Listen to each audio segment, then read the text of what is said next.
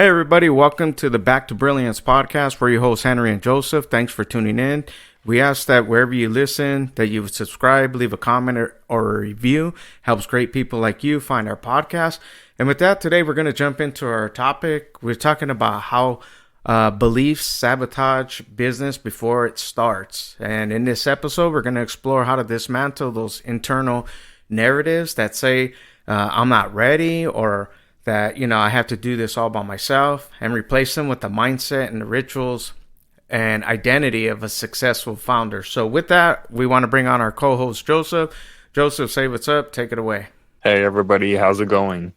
So today I wanted to cover limiting beliefs because not only have I struggled with them for most of my life and, it's a work in progress every day, but I've been engaging a lot more on social media, trying to build up my personal brand. And, I just see a lot of people with limiting beliefs. And even yesterday, I was having a meeting with someone and I was telling them about, using a hook for their video. And they've never really had that many, or they've been uploading content to YouTube pretty much since like 2011. Off and on, and they've been uploading a lot more content recently, but they're still not seeing the payoff. And I'm like, hey, you have to use hooks and you have to use, catchy titles that people will tune into. And he was not having it, and he had a very limiting belief. And so I was like, you know what? Let's make an episode about it. Yeah, no, it happens, to a lot of us. We feel that we have to have all the ducks in a row and lined up, and sometimes, because it doesn't fit in with our limiting beliefs, even though it's something like somebody's sharing, because of experience, or because, sometimes we can't see the flaws, it could set you back, and also those type of things lead to I need to have it all figured out, so to speak, like that it has to be perfect or I won't launch it, so it always comes back, to getting out there. My thing has always been ready, fire, aim, rather than trying to have everything figured out, because if you're always trying to aim, sometimes you don't even pull the trigger. Yeah, and pulling that trigger is very important. The overthinking and perfectionism only gives you, or makes you more it gives you paralysis, right? So speaking from personal experience, I would wait until I had the perfect thing, or until I felt like it was in a really, really good spot. And 99% of the time I never finished anything because, again, it never was at a spot where I wanted it to be. Whereas now, with our podcast, with even our website, right? We've had different versions of the website, and it's a work in progress, right? So, overcoming the slow launches or missed, market timing, right? A lot of business is timing, or never launching at all. If we reframe those thoughts, which we will get into in the second part of the podcast, or of the episode, it will really help you shift from fear of imperfection to, just getting it done. That's the key, is just getting it done. I remember when I first started my business, this is, 2007. And, we talked about this before on my one of the previous podcasts, but how I missed that opportunities, when I had an investor that was willing to put up the money, but I wasn't ready, and that's kind of like that fear of imperfection, because I felt like, well, I need to have this in place and I need to do that, and I have to have this and I have to do that. And the outcome, was basically a slow launch, or I missed it, you know what I mean? In this case, I missed it and didn't launch, and that was in 2006, I believe, the year prior. And, from that, I realized and that came back from my limiting beliefs, so from then on, I began to learn, study, and implement a lot of these tactics that we're sharing and stuff like that within these podcasts. And this all just comes from taking that time to read, to study. It's not just doing things; it's doing the right things. You know what I mean? So you got to look for to get the outcome you're looking for. Yeah, we can do a whole bunch of stuff, but still be stuck in the same place. So like the best thing for us to do is to take these, this information that you're getting, just like Joseph said, he shared with that other individual about his, videos and stuff. And if you do this and you do that, the outcome's going to be this. But the guy wasn't even having that, So with that, guys, we just don't think you have to have it all figured out, before you get started. Exactly, yeah. And the next belief is I'm not good enough to charge more, right?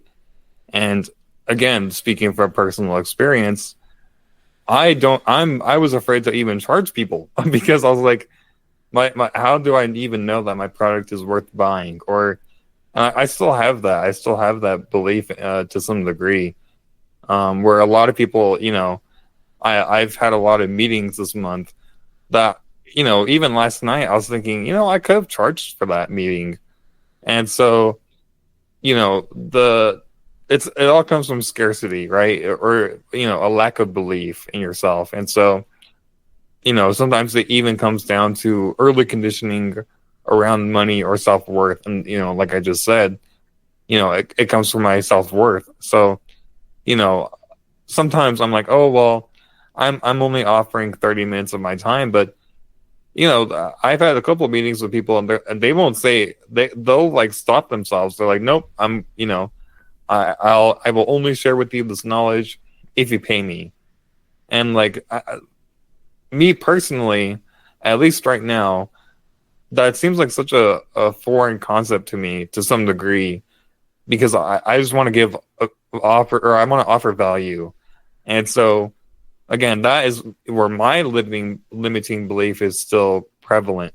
It does happen, like especially when you start, right? You don't know what to charge. So all you can do is benchmark against what the market is offering right now, right? The going rate. So I'll give an example. When I first started out, again, I was doing pretty good as an employee. I was making about $35 an hour, which was considered good in 20 I don't know 20 something years ago. So but when I stepped out on my own, I was like, well, what do I charge, right? Because if I charge too much, they're not going to want to employ me. If I charge too less, I'm going to still give the same value, but the problem is I'm ripping myself off, which kind of leads, to the undercharging, over delivering, and that, equals burnout. And, then you begin to attract like low committed clients, flaky people and stuff like that. So, when it comes down to charging, yeah, it is a mindset thing that has to shift, and you have to understand. But when you understand the value that you bring and the self-worth, then when you charge, you're not ripping anybody off because the value, so it always comes down to the value. Are you providing a value that, that is going to be impactful for somebody's life, that it's going to make a change. It's going to help them, in whatever it is. So like, what I've learned is, there's a big pay scale, guys, in charging. So I'm going to give you an example on this. So when I first started out, I started at $50 an hour. So I was making 35 as an employee. I started as 50, as a contractor. And to me, hey, I got somebody to pay. It was like, okay, cool. All right. And it continued on, right? While I continued to provide value for people. But I started noticing that, man, I was getting super busy, which means that I was charging too little because they were just taking that price right up, right? 5 times 8, $400. And I'm doing all this work. So it wasn't until I started getting around other people that were charging more. And that's what it comes down to when it comes down to proximity, right? So when you get around those people that charge more, so contractors that I was working with, they were charging $250 an hour. So those guys were paying me $50 an hour, they were making $200 off my back, and they didn't have to show up on site. So over time, with the experience and all that, I was able to charge more. So my advice in this arena is that you just find the happy middle, what you're willing to do, but always deliver value first. So don't look at the dollar amount, look at the value that you provide to somebody. Yes, yeah. Selling or value based off your expertise. And even if you don't feel like you have it, again, what if you're solving a pain point or, a problem that your client has, that is a very valuable thing, and don't undervalue yourself. And that's something that I've really had to, brainwash myself into thinking. I say brainwash in a very affectionate term or like in a very positive term. But yeah, so another thing that I noticed, and I even had this growing up, but I quickly grew out of it. But asking for help is weak, right? That's like a very lone wolf mentality. You're like, oh well, if I show vulnerability, as in if I ask someone for help, I'm vulnerable. They'll take advantage of me, or it shows that I'm not strong, or whatever the case may be, right? So all that really does is stem from, or all that really is it stems from the belief that if I can't do it myself, I won't be good enough. Very true. And the thing is that once you step out and you start doing this, you're going to see that there's a lot of people more willing to help you, than you could imagine, so like asking for help is just like simple, again, the example Joseph just gave, he was willing to help, to tell you, hey, if you do this for your video, if you do that, and the guy was, didn't want it, right? So it's like, because maybe his mentality might be that, like, if I don't do it on my own, it's not going to work and it's not going to pan out. So the reality is like asking for help is not weak. It's actually smart, because I've adopted this mentality in my life. If I can help you and save you 10 years because I've done it wrong for 10 years and I figured it out, dude, then I did you a service way more than any dollar can afford you, But it's like, if you don't ask, you won't know, you know what I mean? So all you're going to do is keep spinning your wheels in that lone wolf syndrome, and you're going to stay there because, there's no growth. So always ask, man. Ask. The acronym for ask is ask, seek, and knock. Just keep asking. You're going to get that answer, And with today's technology, it's at your fingertips pretty much. Yeah, really, help is everywhere, right? Like, even before starting the podcast, Henry and I, we were talking, and sometimes getting too much help can be to your detriment, but that's not what we're talking about. We're talking about people who, refuse to even ask for some like information from someone else, right? Like, if I didn't do the hard work of figuring it out, it's not worth it. And so, people will also refuse mentorship, right?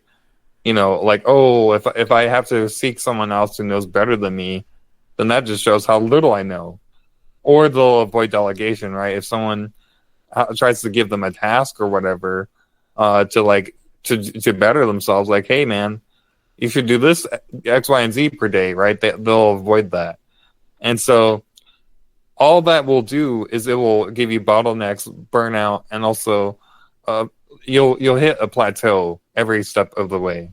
Yeah, absolutely. And trust me, guys, I've been there. When you plateau,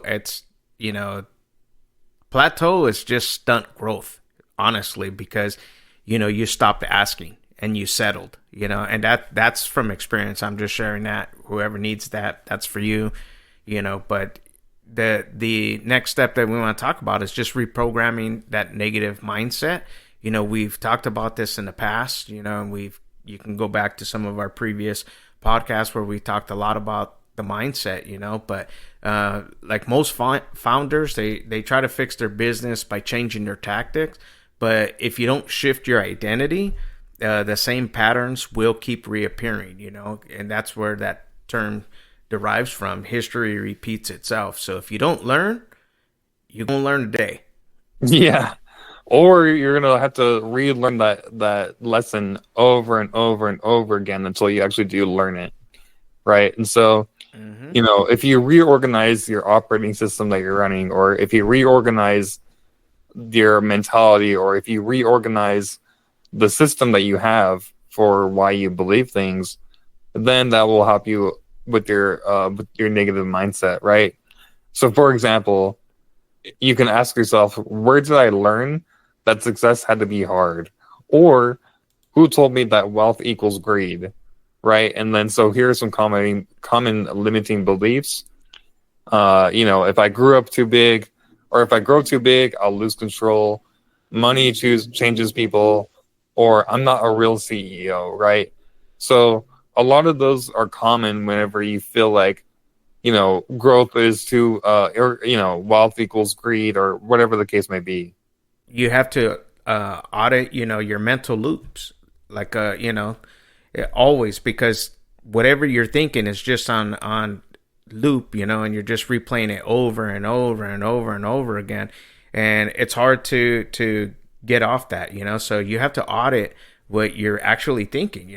You have to observe your internal dialogue, and and understand like why you do this, especially like during a sales call, right? Like if they tell you no, it's like it doesn't mean no, it's just no, not right now for them. So this is for you.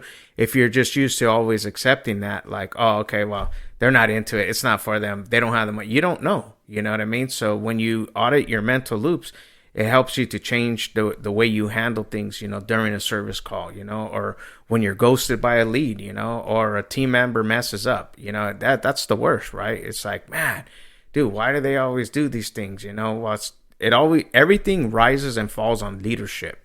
So this is what me and Joseph were talking about. It's like, if you want to see if you're a true leader, turn around and look behind you and see who's following, and if the things that they are doing is a reflection of what we done, then, and you don't like the results, then we have to change them, right? So audit our mental loops and reframe it, we can figure out like, what did I do wrong, to, hey, what's the opportunity here? You know what I mean? From I suck at sales to I'm learning to lead with value, so these are some of the things that you can do that are going to help you, to grow, and to be that successful founder. Exactly. And that last one, right? I suck at sales. I've said that myself. And so I've really been trying to reframe that from, I suck at sales, so I'm learning how to sell. Or even like Henry just said, right? I'm learning to lead with value. Whatever the case may be, that's like one that really hits home for me. And all it is reframing my thoughts, like we've talked about before. And so, I want to give some driven affirmations for entrepreneurs, right? So if you're tired of having or if you don't have any affirmations that help you feel empowered, here are some affirmations. So, I run a business that reflects my values and creates massive value. I attract committed clients because I'm clear on my worth. I am becoming the leader of my business needs, right? And so I would highly recommend whichever one resonates with you, write it down once or twice, and then say it every day, and get into the habit of just saying that to yourself. And so all that really does is it gives you, it transforms your energy into action, right? So from reframing the I suck at sales, or how we gave the example of asking for help is weak, I'm not good enough, etc. We could change that mental image to fear before launching. It's not a sign to stop. Even though you have fear, it's not a sign for you to stop. Let me just say something here, guys, is that like your thoughts are seeds that you're planting. So like in your mind, you're planting this garden, right? And so if you're thinking, if you're stuck in this mental loop, and you're saying these things like, I suck at sales, and stuff like that, you're saying that to yourself. That's planting a seed that's gonna produce a harvest. So these affirmations, is very powerful because words are powerful. So, and those go into our subconscious mind, and you're gonna reap that harvest. That's a universal law. So really take these ones that Joseph just shared. Maybe you have your own, but really implement them. And understand, because it does transform that into energy, and it brings action. So but anyways, I share that, but because sometimes those mindsets can hold us back. So but you need to channel your emotions into execution, not avoidance. So the fear before launching, it's like, oh, I don't want to do this because I don't have this in place, or I don't have that in place. Take it from a guy who did this and lost that opportunity, but I learned from it. And the thing that I learned is, when opportunity presents itself, be ready. You can't get ready. You know what I mean? So now is the time for you to prepare yourself and have everything. So when opportunity does come, you're ready to face it, to embrace it, and to take it on. So and it just comes with practice, guys. It comes by like feeling like, okay, what does it feel like to have this? So again, as humans, we're emotional creatures, so we do go off facts, but we do have emotions, and sometimes those emotions drive us, but you are in control of your emotions. And doing these affirmations and understanding this information will help you along the journey. Definitely. And a lot of it is dismantling the critic in you, right? So you might have internal voices that say you're behind, you should be making more, people are ahead of you. Instead of saying that and focusing on that, learn to speak to yourself like you would speak to your best friend or someone that you love. You're learning, you're iterating, right? Stay focused on version 1. The market doesn't reward speed, it rewards depth and value. So again, you're reframing the negative self-talk into something more positive and more intentional. Yeah, and which leads us to our next point. You want to build that ecosystem that reinforces growth. So we've talked about it before, our podcast, other podcasts that you may listen to. All this information that you take in is great, but it's just all information. You can get an information overwhelm, right? But it's all about the application. So if again we're talking about auditing your mental loops, so if you find yourself doing the same thing over and over again, I think they define that as insanity, right? If you don't make any changes. So unfollow the scarcity driven influencers, around you.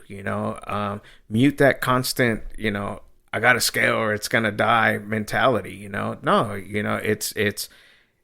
it's all steps, and you need to enjoy the process, and the journey, because the reality is what you're trying to build, it comes in phases and it takes time, so that's the other thing we have to understand.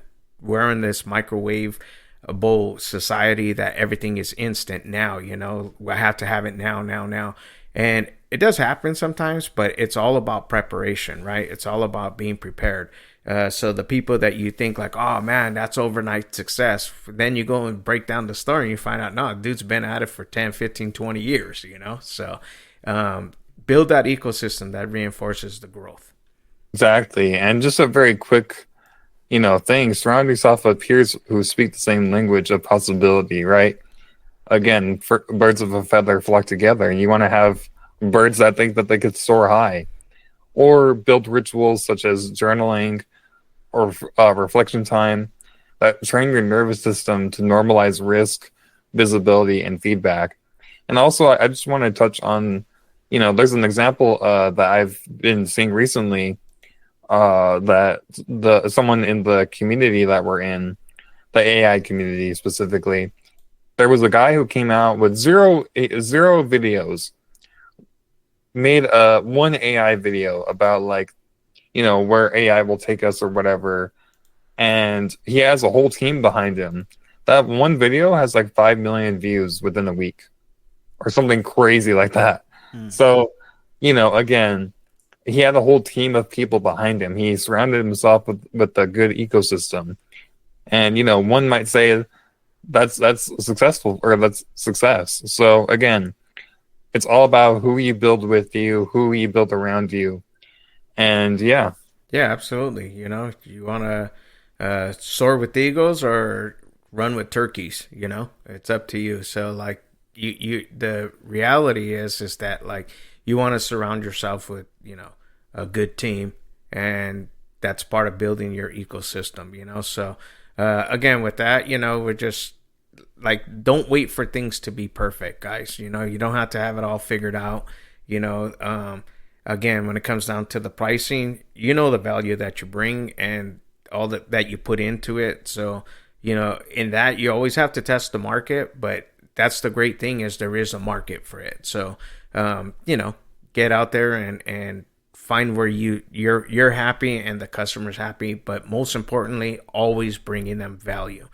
Um, ask for help. It's not a sign of weakness. It's a sign of brilliance, actually, to, save yourself time, resources, and all that good stuff. And again, if you find yourself, in this loop mentally, you need to reprogram that negative mindset.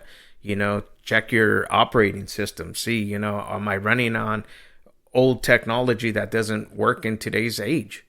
So I have to let these things go, and that comes down from the audit, of those mental loops. The driven affirmations, again, what Joseph shared, you have your own personal driven affirmations. Stick to them, guys.